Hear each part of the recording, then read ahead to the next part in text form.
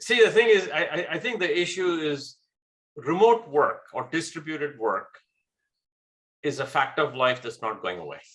I can guarantee you that the technologists I've worked with all my life and the people working on technologies, metaverse technologies, are all aiming towards a better experience, a more full sensory experience.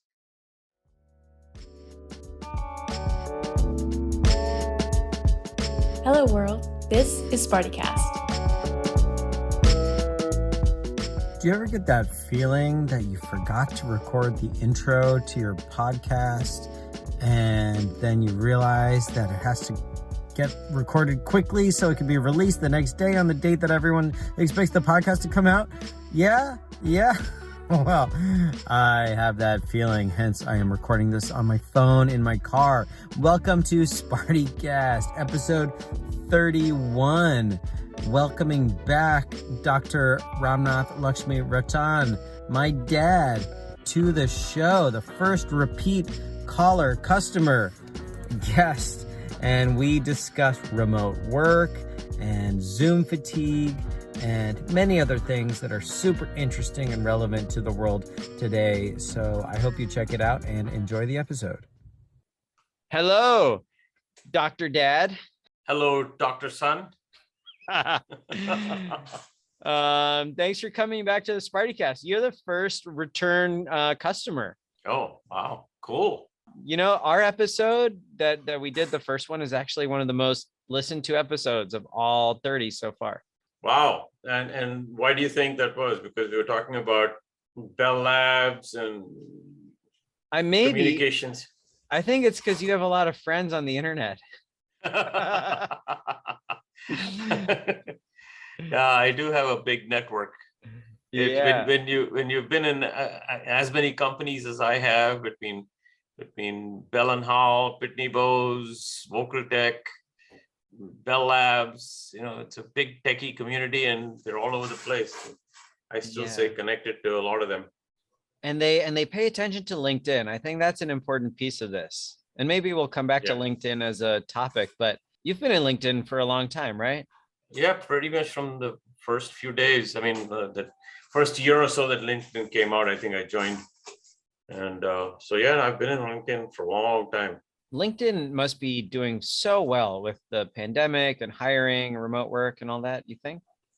I think they are. It's a very important professional tool. Let me put it that way. I mean, I think most people, I think, look at Facebook as more personal, family, social, and they look at LinkedIn as more professional. And at some point, I remember, you know, we used to keep calendars and contact names and addresses and phone numbers and all that. And eventually, you basically just connected to someone on LinkedIn, and you didn't bother to keep, you know, of course, on your cell phone, you still have phone numbers, but LinkedIn became your contact because it was self-updating, because the people would update their own contact information. So you didn't have to update, and someone moved or changed their phone. Who needs a Palm Pilot anymore? Exactly. That's right. You used to carry around one of those. And then I remember I jumped on and got one. But I've been thinking about early on in the LinkedIn days, to me, it seemed kind of dull, right? It wasn't an exciting social media platform, but now maybe it's the most exciting one because it's actually like people restrain themselves. You're not going to get into a political argument on LinkedIn. You're not going to see inappropriate photos. So maybe it's the best place to actually interact, though, of course, it's very professional. Yeah, I mean, and I've seen it's self-policing in the sense that a lot of LinkedIn members, if they see someone post something inappropriate or political or controversial, they'll basically say, this doesn't belong here. Yeah. This is more focused on, you know, professionalism and doing business, whether it's professionalism from the point of view of a discipline or an area or a field or an industry. They focus on that, and they don't focus on personal stuff. Yeah. So this is the topic we want to discuss today in a way. The professional metaverse, the online kind of platforms that will facilitate remote work, but not just remote work, it's just work. Right. It'll become synonymous with work, right? Yeah, I mean, it's more than work in the sense that when you said, what should we talk about? And I said, we should talk about your NSF grant and your research on remote work. I was thinking about it. I mean, I was trying to kind of frame it in my own head, and it's actually the way I can think about it is it's an issue of thinking about a philosophy of time, place, and person. In the sense that we all live in a here and now and me kind of world, and what all of these technologies do is they enable you to not just here now me, but anywhere, anytime, and anyone or think of it in your terminology of any avatar of me. Okay, so I don't have to be there. It doesn't have to be right now. I can time shift, I can place shift, and I can personality shift or persona shift. And so technology allows you to do all of these things, and so it's about work, play, live, learn, all the things we do as human beings. All of these are amenable. I mean, I've told you, I'm going to school now, right? Yes, let's talk about that too. So I think I told you I just finished midterms. I had three assignments, and each assignment is a set of problems, and you have to write a mini essay. It's a summary of the chapter that we're studying. Actually, a master's program in nano-engineering, and the first course I'm taking is an MSc 500 course it's basically material science and engineering, graduate level material science and engineering class. Sure. So you learn about atoms and molecules and electrons and how different metals and elements are composed and where the electron orbits are. And having learned that, you figure out how these things combine together to form ions, or how they create crystals. And you study crystals, and then you study diffusion of one element in another, and how alloys are formed. And of course, right now we're studying phase diagrams, but phase diagrams came after the midterm. But so far I finished 3 assignments and a midterm. And so far I don't have my midterm grades yet, but I got 100 out of 100 on the first 3 assignments. Nice. Good job. You do have to remember a lot of my old math. I have to go back and reread my old math. It's been a while. I know. You can't play as much golf, huh? You gotta study. No, actually, so this is the point. The NC State University grad school decided that all of these lectures would be not in person, virtual, but it's not just virtual, it's virtual and asynchronous, which means these are recorded lectures. So the way I attend class is I basically fire up an MP4 file, which is a recorded 1.5-hour lecture of this professor giving this lecture, and it's a recording of a lecture that was done in person. So there are students in the class. Oh, really? Who are asking questions. So he's lecturing, and there's a question and answer element of it, and there's interaction.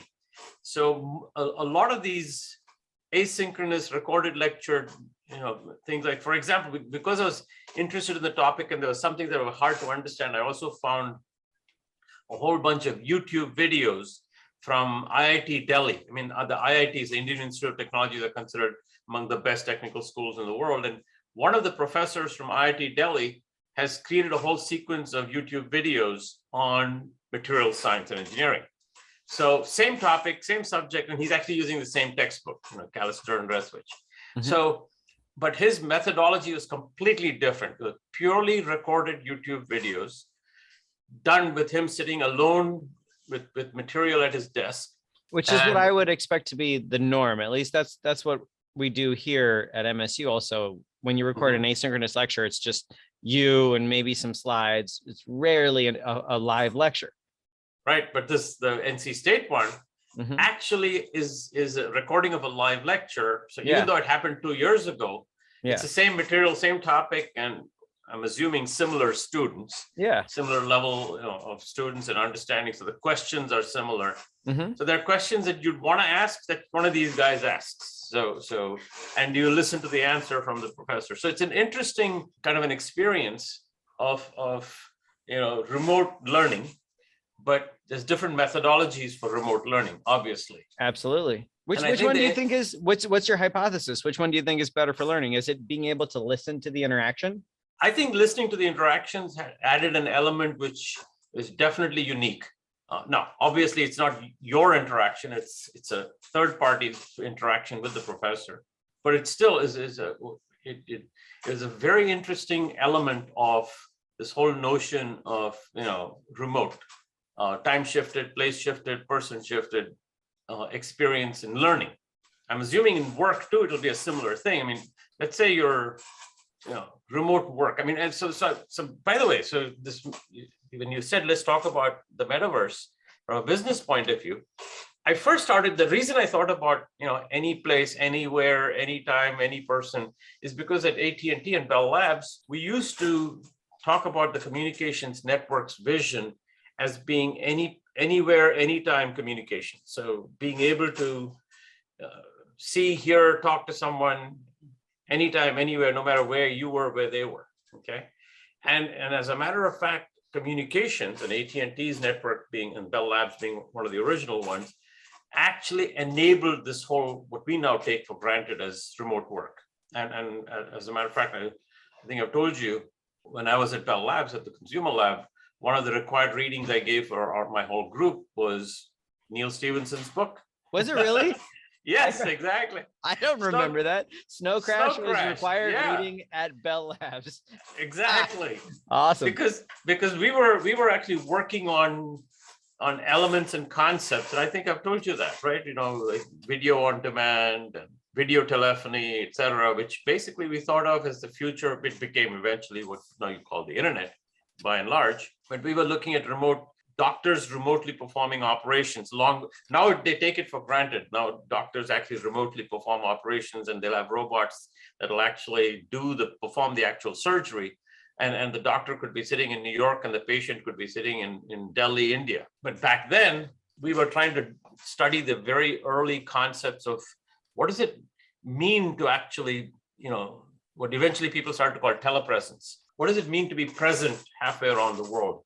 Do you need all 5 senses? And across a communications network, how do you enable all these senses, sight, sound, hearing, touch, the proprioceptive sense, suppose of balance, et cetera. We were working on all of these things, but even back then and going back to the 70s and definitely the 80s, there was a lot of work being shifted remotely. A lot of it had to do with cost. So the original remote work that I remember was outsourcing or offshoring work to cheaper labor area markets like India and China. And India and the Philippines became very important labor markets for call centers because these were countries where people were in much less money. So the average salary of an engineer was 1/10 the salary of an engineer here, maybe 1/20 the salary of an engineer. So in China, it became offshoring for manufacturing purposes because language was less important. So in India and the Philippines, these were English-speaking people. So you could get a call center representative, and here you'd have to pay, let's say, $10 an hour.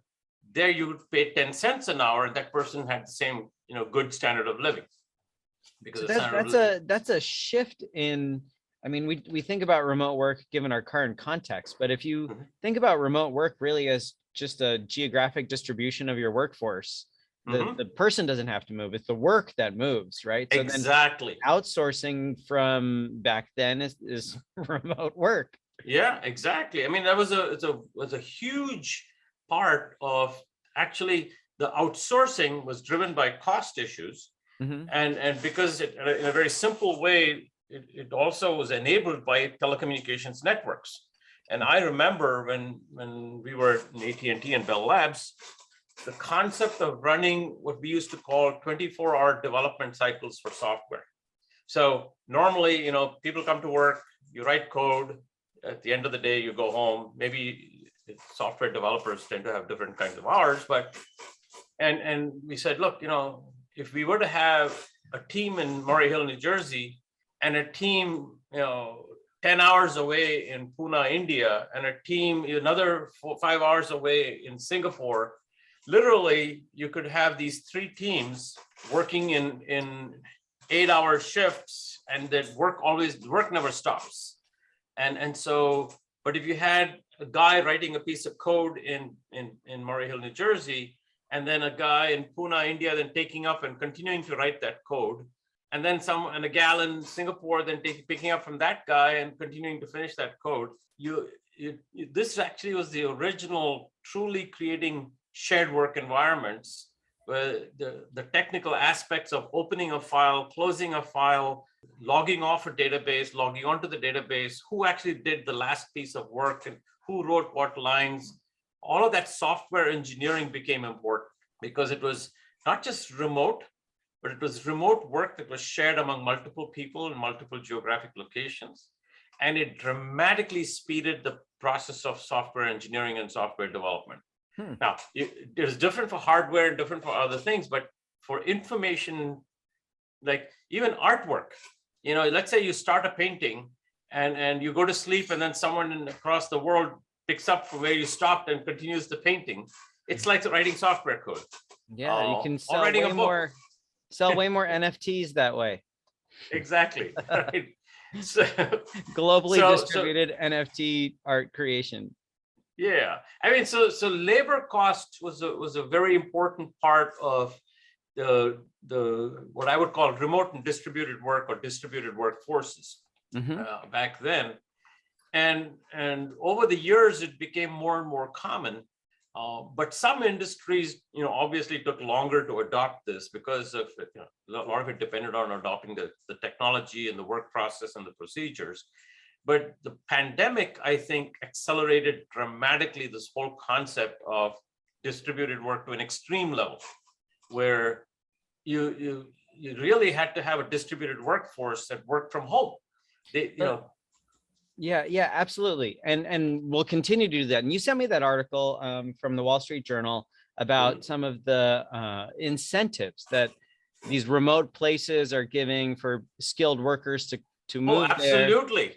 I mean, that I find that a fascinating kind of a new development, in the sense that it used to be, and it still is, that cities and states give huge tax incentives to businesses to move there, so that they can create work and develop the economy and get work, have jobs for their population. And now it's just the worker, not the business. Now basically a lot of these, like Montana and Idaho, Topeka, Kansas, right? I think that was in the article. Kansas. Basically, they're saying, move here, we'll give you $50,000 if you live here and work from here, and work for we don't care who you work for. You can work for Amazon out of Seattle, or you can work for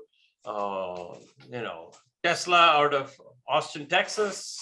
So let's think 5 years ahead here, because at the moment I feel like the consensus is that this is a great deal, at least for skilled workers, right? Like, oh, I don't have to live in this congested city or in this area of the world I don't like as much. I can move anywhere I want. I can make the same amount of money. My buying power goes up if I move somewhere that's, less populated.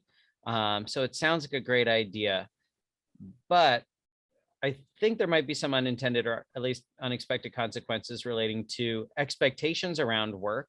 So the cycle of work in your day right now. Oh yeah, I mean, when we started this whole concept of remote work, and as a matter of fact, at Bell and Howell, one of the things we had is I had 1,000 field engineers, field technicians, and they lived all over the country, and most of them worked because that was part of the business model, is we had all these service technicians, and we needed to have people all over the country because we needed to have the ability to be, we used to call it a maximum 1.5 hour response time for any customer's equipment anywhere across the 50 United States. So we had people in Alaska, people in Hawaii, and in the 48 lower states, we had literally people within 1.5 hours of every zip code. Okay.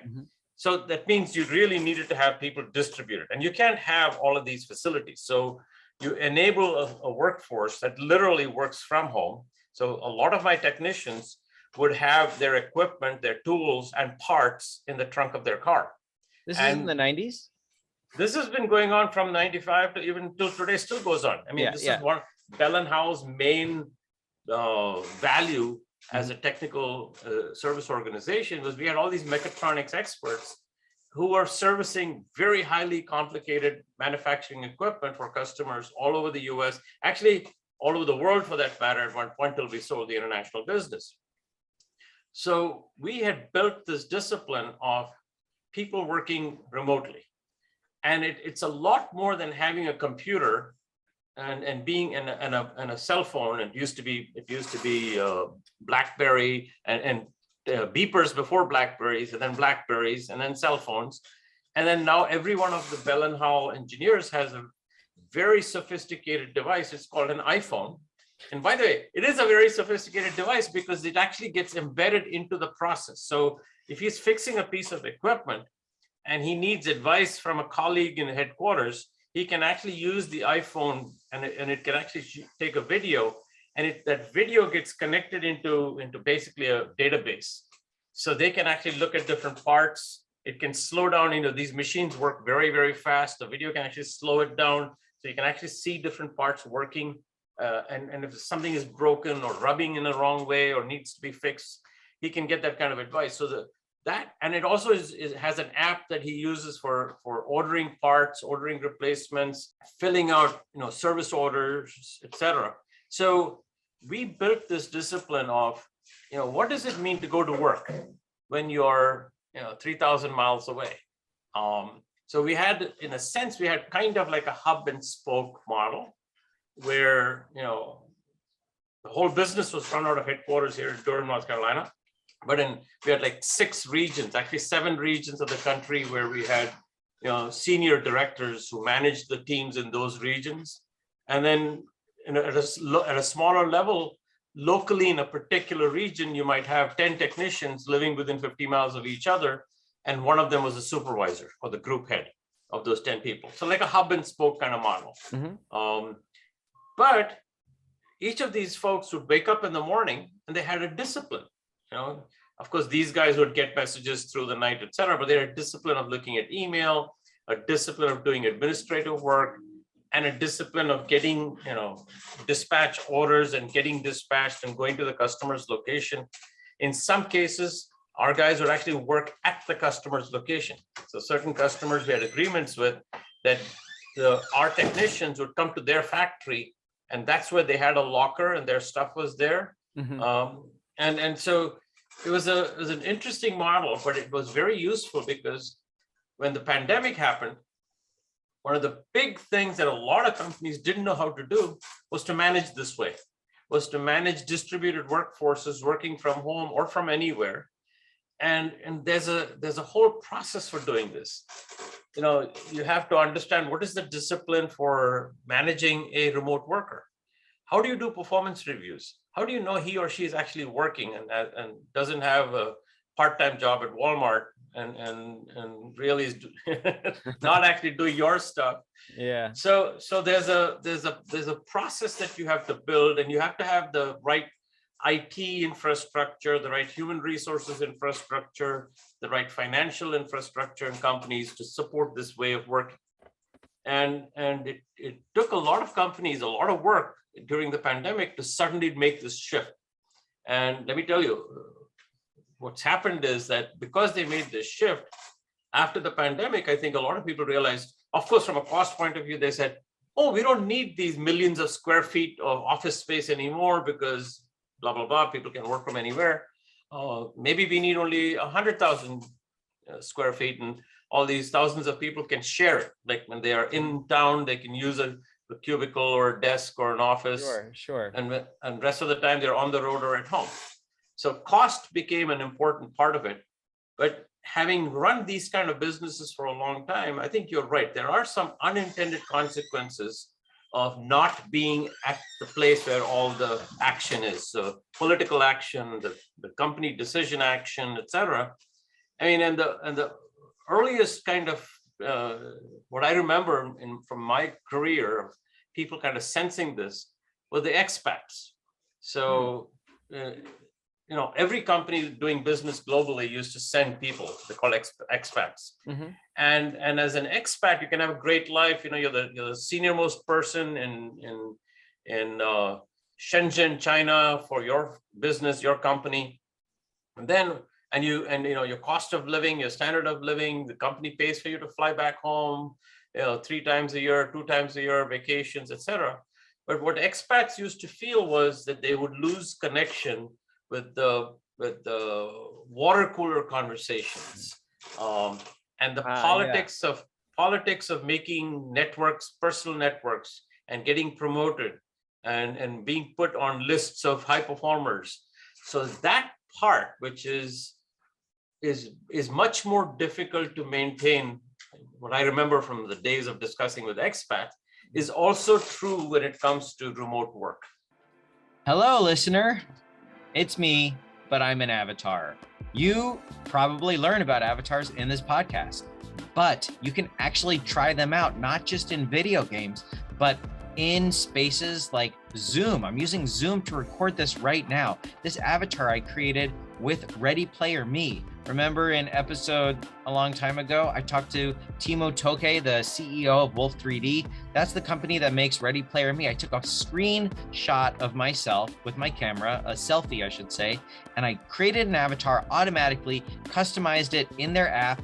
Then I posted it in Animes. That's the software I'm using right now. They are the sponsor of this message, and they are giving a 50% discount on subscriptions. You can try it for free, but if you want to subscribe, you enter SpartyLab as the discount code. That's SPARTIE Lab. So you can use a Ready Player Me avatar, like I mentioned. You can also upload your own VRM or live 2D models, or you can make avatars right in Animes. For example, you could use the Doge avatar. And I don't know. I mean, it might have seemed like a strange thing at first, but Dogecoin is still making bucks. But you could use the Doge avatar or one of their very cool anthropomorphic animals, such as the Fluffo, the raccoon. Totally detailed. Look at this. It's so responsive. People use these types of avatars to stream or go to Zoom meetings or go to court cases and say, I am not a cat. There are also 2-dimensional avatars like this raccoon, or more anthropomorphic avatars that aren't even animals, like this cute pandemic virus right here. Corey the COVID. Maybe this one won't win you too many friends. I really like Kathy. She's quite a catch. You could choose whichever avatar you like. And then you could even apply some of the concepts like the Proteus effect or other phenomena related to avatars in the workplace to your uses of these avatars based on what you've learned in this podcast. And once again, if you want to try it out, go to Steam, download Animes, try it for free, and then if you want a subscription, you can get 50% off for a limited time by entering SpartyLab in the discount code. Check it out. Is that but it doesn't have to be, right? Because then we have these tools like Zoom or Metaverse technologies, LinkedIn, virtual worlds, all of that, which can replicate. Which is why I think your NSF grant topic, when you described it to me, is this whole notion of, in this whole area of remote work, how do you make sure that you ensure equality, diversity, etc.? Those are similar issues which you deal with differently when people come together. Mm-hmm. And you can actually see the social and political interactions of people in personal interactions in a workplace, because a lot of these interactions don't happen in the context of work. They happen in the spaces between work. Mm-hmm, mm-hmm. You know, in the water cooler space, in the lunch space, in the tea room break space, in the playing football on a weekend on the finance team space. And I would argue even in the workplace or in the workspace, a lot of the inequalities that exist by race, by gender, etc., might go unnoticed, right? They're not measurable. Of course, there is research on, let's say, turn taking or the amount that men speak in meetings compared to women. Of course, women traditionally haven't been like afforded as much of a voice in meetings, but it's hard to really count that when you're in a face-to-face meeting. But if you're in a Zoom meeting or in a virtual world, you can literally use software to count these things and potentially use software to try to correct for them. So that's, I guess, one focus of our proposal.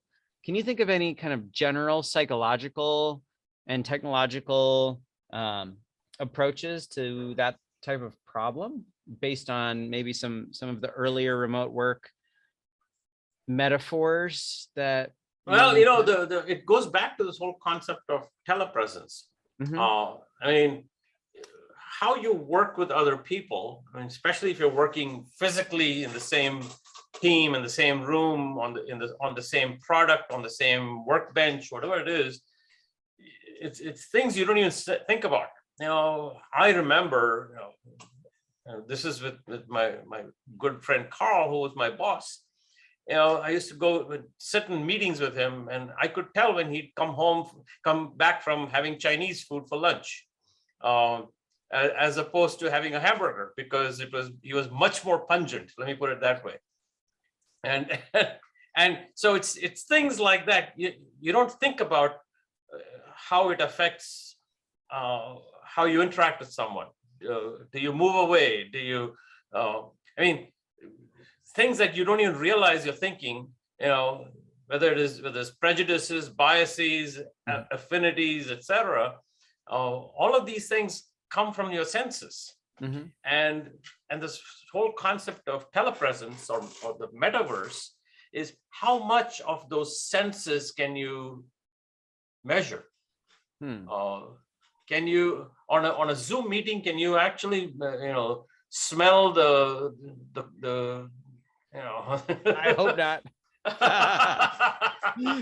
Zoom plus smell-o-vision. Not ready for that. But the sound of people's voices, and people get hot in meetings, or they get sad, or they get nervous and listening to their voice crack. How much fidelity is there in this metaverse as opposed to sitting there and actually watching the person sweat? But I think one response to that question that we're hoping to at least consider, even maybe build a bit, is media, or mediated selves, avatars, right?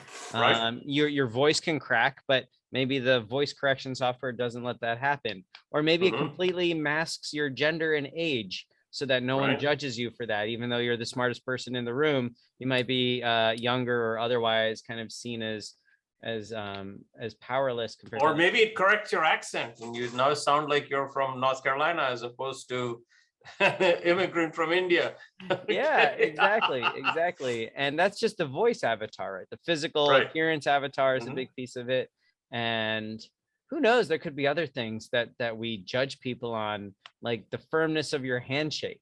Well, you can handshake probably at some point in your VR gloves, and so all of that stuff can be used to, but I don't know, is there a danger? By the way, see, the thing is, I think the issue is remote work or distributed work is a fact of life that's not going away. I can guarantee you that the technologists I've worked with all my life, and the people working on technologies, metaverse technologies, are all aiming towards a better experience, a more full sensory experience that allows you to actually measure these things, positive and negative, by the way. I mean, if you look at what's happening with Facebook today, and the whole notion of the negative impact on teenagers and the bullying, etc., the same technologies that enable you to be more sensing and sensory are also the same technologies that can be used for good as well as bad, obviously, right? So, but the fact that it's remote work is and distributed and remote work is a fact of life is being recognized not just by industry. I think I read an article that the U.S.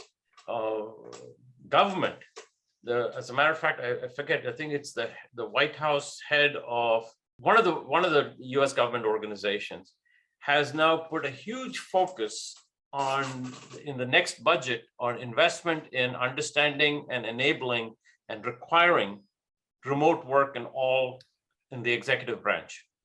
Now, certain parts of the US government, remote work is probably less meaningless than other parts. Like, I mean, the military is a good example where it's probably very hard to have remote work other than when you're controlling drones, that you're operating a drone, 3,000 miles away. That's remote work. It's you and your avatar, the drone, that are separated. But if you have to have a team exercise from a training point of view, et cetera, people are pretty much together. But if you're, working in the agricultural Department of Agriculture, or the FDA, or the CDC, or all of these. I think also even in the military, there's many logistics jobs, information processing. Like even there, there's no need to be in person, right? So, but the point is that, as I said earlier, when a lot of remote work used to be focused on outsourcing work and distributing work to where the costs were lower and you could find the right labor, it's now becoming this is how we work, and this is how people want to work, because for whatever reason, a lot of people want to live where they want to live, and they don't want to commute as much as they'd have to. And businesses and governments are learning that they have to accommodate that. And a huge part of it is investment in technology. I mean, it's much more than just giving them a high-speed modem and having a broadband network. It's like I said, it's all these processes. How do you do performance evaluation? How does a manager know when two of his remote workers are fighting each other or collaborating well? How does he evaluate, or he or she evaluate a team and say, this is going to be the next leader, or this one needs training in this particular space? The toughest part of remote work is managing remote workers and understanding how to manage remote workers and having the right tools and technologies for performance evaluation, for motivating people. I mean, the biggest part of most team leadership jobs that I've held was bringing the team together and giving them a feeling for where the organization was, the vision of the group, the strategy, the plans for the next year, the budgets, distributing work, understanding, how to motivate them and engage them. That team formation is a very sensory, physical, social, psychological experience. How do you do that when that team is distributed around the world? Or you give them all VR headsets and make them feel like they're there together? Actually, that's a very important thing, by the way, is that can an Oculus or VR, whatever VR headset technology you want to use, actually enable people to have this social experience? One of the most important parts of interpersonal experience is touch, and whether it's a handshake or a slap on the back or whatever it is, touch is a very important part. And do you lose that? Can you actually? I mean, no, there are haptic devices. You can VR headset along with a glove, can simulate touch. But do you actually use it in this workplace thing? And how do you use it? How do you use it in a way in which it doesn't offend somebody, for example? You're not really supposed to touch people at work these days, Dad. Well, that's right. You're not supposed to shake hands. You're supposed to bump fists. You can bump elbows, even virtual elbows. Oh, that's Yes. Yeah. I mean, a lot of great recent research on virtual reality has suggested that there are strongly meaningful interactions, social interactions that happen in these spaces. Some people are spending 10, 12 hours a day in their VR headsets. Some people sleep in their VR headsets. Did you know this? Have I told you this? No, I didn't know that. What was that? There's specific VR environments that are like pleasant for sleeping in. And so, you sleep under the stars. That is very cool.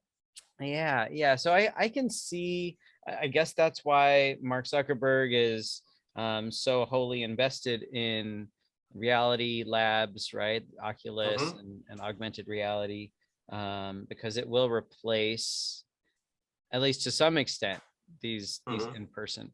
But I want to think 20 years ahead, 30, 40, even 50 years ahead.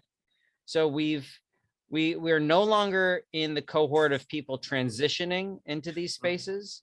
Now we've got this new cohort of people who are training themselves in an education system that doesn't expect geographic co-location with your employer.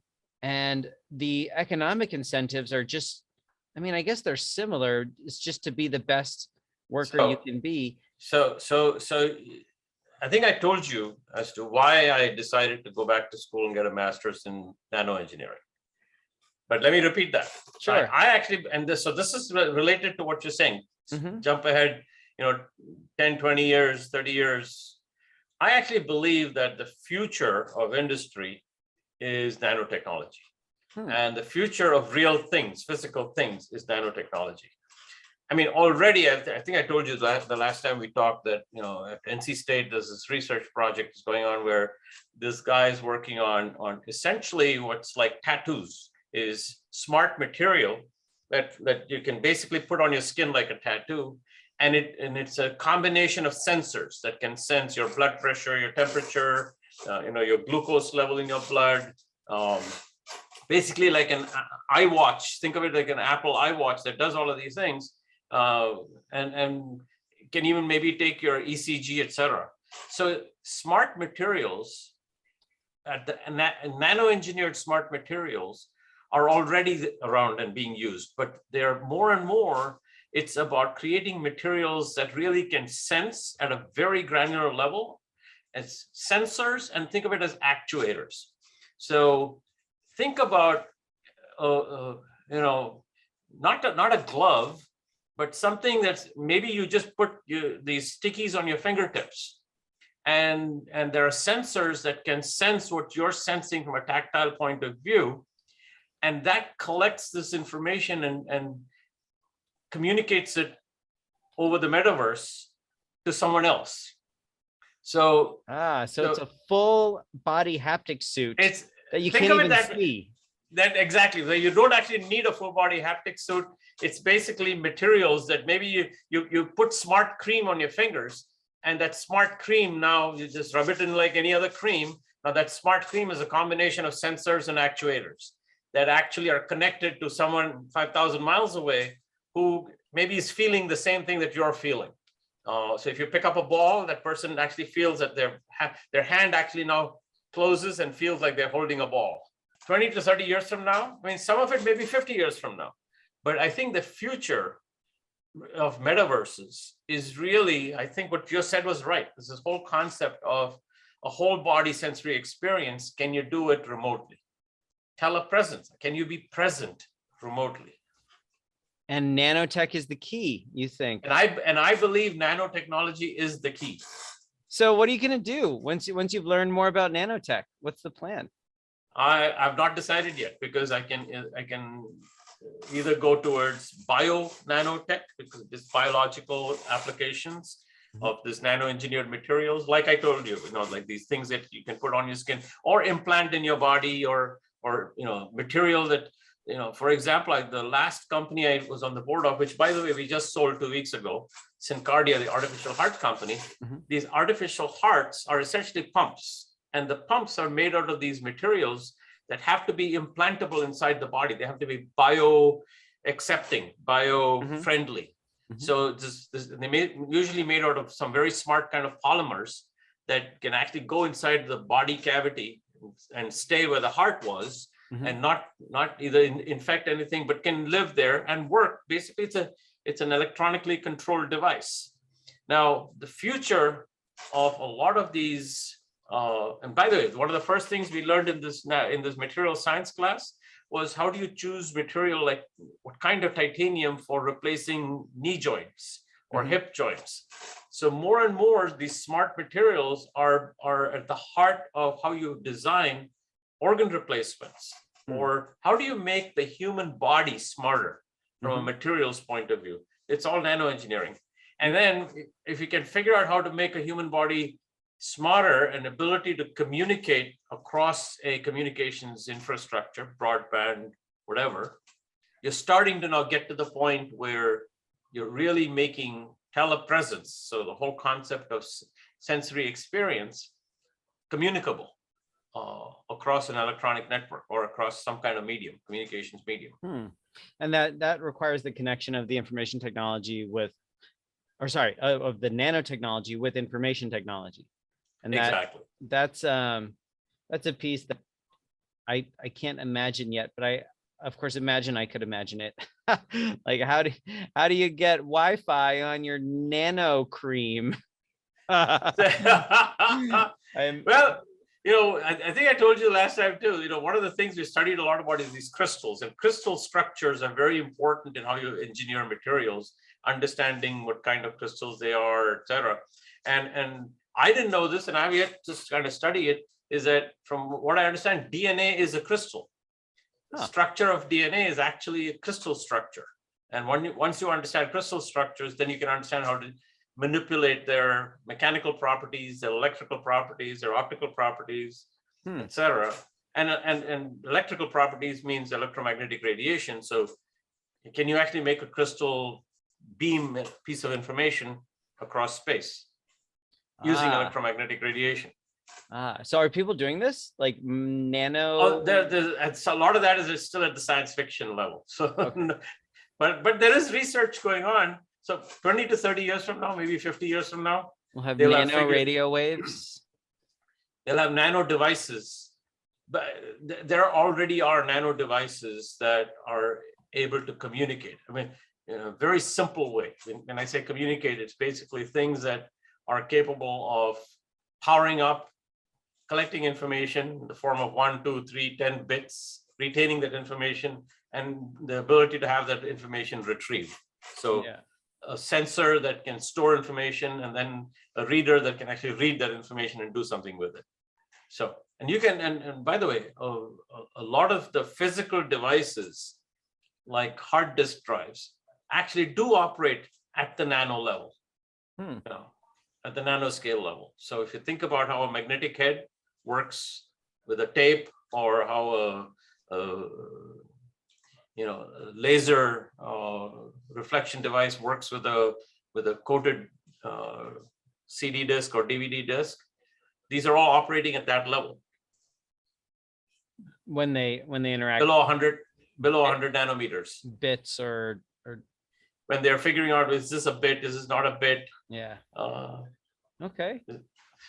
Interesting. Yeah. Very cool. You'd explain it to me a bit, but now I'm up to bytes, maybe even a gig of knowledge. And that's really cool, Dad. I'm super excited for you, and of course for me, because I'll get to learn more about this through our conversations. But hopefully the listeners of SpartyCast today learned a few things. I found it really interesting.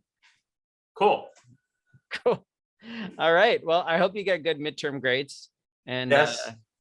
Anything you want to say to the throngs of LinkedIn friends who made it, your friend who made it all the way to the end of the episode?